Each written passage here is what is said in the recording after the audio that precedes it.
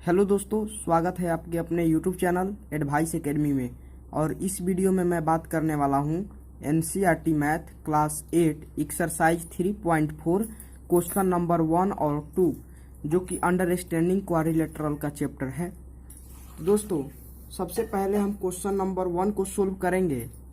तो देखिए question number 1 में क्या दिया हुआ है।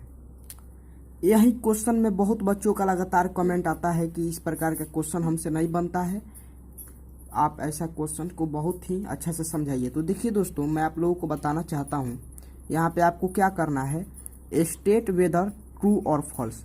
आपको ट्रू और फॉल्स बताना है कि कौन सा जो है ट्रू है और कौन सा फॉल्स है। तो सबसे पहले जब कभी ऐसा क्वेश्चन हो जैसे ऑल रेक्टेंगल्स आर स्क्वायर, क्या सभी रेक्टेंगल स्क्वायर होते हैं, तो दोस्तों आप सिंपल सा एक काम कीजिएगा, ए वाले अंत वाले पे आप क्या कीजिएगा, इसका प्रॉपर्टी समझिएगा। स्क्वायर का प्रॉपर्टी क्या होता है, स्क्वायर का प्रॉपर्टी क्या होता है, all sides are equal and all angles are 90 degree, प्रत्येक एंगल ईच एंगल 90 डिग्री। तो क्या रेक्टेंगल का ऑल साइड इक्वल होता है, क्या रेक्टेंगल का दोस्तों ऑल साइड इक्वल होता है, नहीं ना होता है।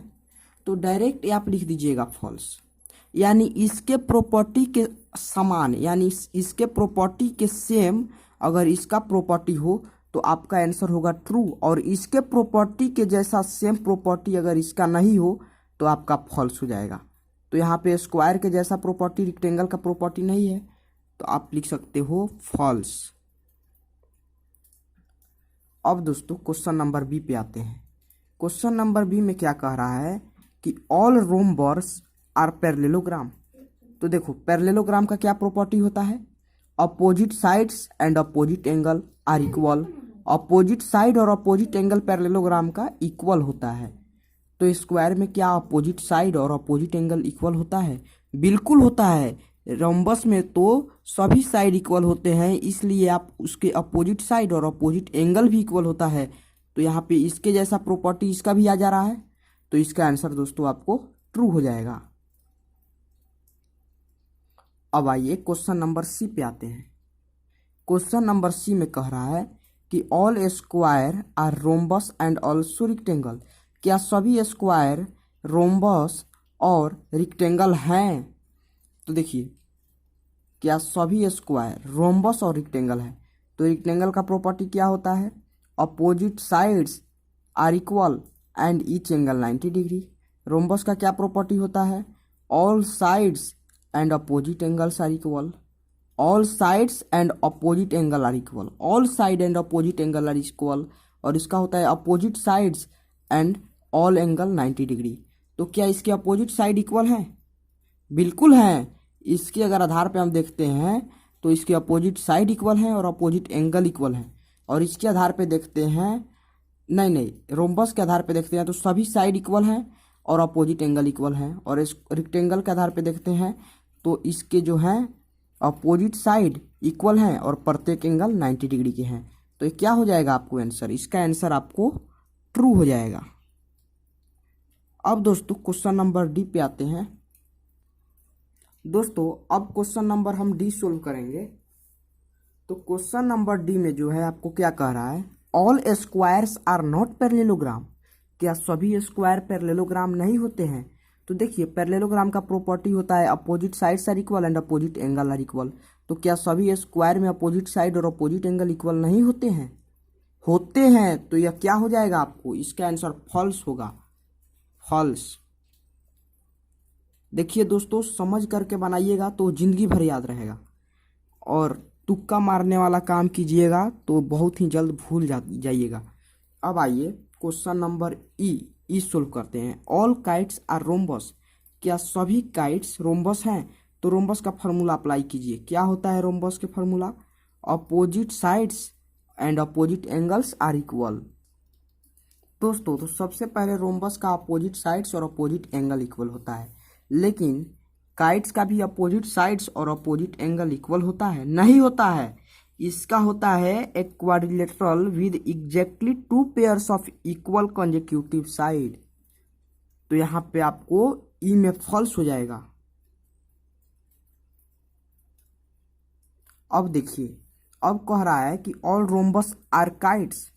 तो देखिए काइट्स का प्रॉपर्टी क्या होता है, तो diagonals are perpendicular to one another. Diagonal जो होता है परपेंडिकुलर होता है और वो एक दूसरे को बाइसेक्ट करता है। तो क्या रोम्बस का भी डायगोनल परपेंडिकुलर होता है? बिल्कुल होता है। और क्या ये भी एक दूसरे को बाइसेक्ट करता है, डायगोनल बाइसेक्ट करता है? करता है। तो रोम्बस का आपको हो जाएगा F नंबर में ट्रू। अब दोस्तों आते हैं क्वेश्चन नंबर जी पे। तो कह रहा है कि अब ऑल पैरेललोग्राम्स आर ट्रेपेजियम। तो ट्रेपेजियम का प्रॉपर्टी क्या होता है कि one pair of opposite sides are parallel. यानी जैसे ट्रेपेजियम हो गया, एक पेयर क्या है, एक pair of opposite side parallel है। तो क्या पैरेललोग्राम में one pair of opposite side parallel होते हैं? बिल्कुल होते हैं। इसके दोनों pair of opposite side parallel होते हैं। तो ये तो इसका भी ट्रू होगा आपको। अब क्वेश्चन नंबर H सोल्व करेंगे। तो यहाँ पे ऑल स्क्वायर्स आर ट्रेपेजियम। क्या सभी स्क्वायर ट्रेपेजियम होते हैं? तो देखिए अब यहाँ पे भी ट्रेपेजियम का प्रॉपर्टी हम यूज करेंगे।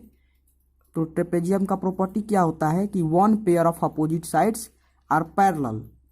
तो one pair of opposite sides are क्या होता है, इक्वल होता है।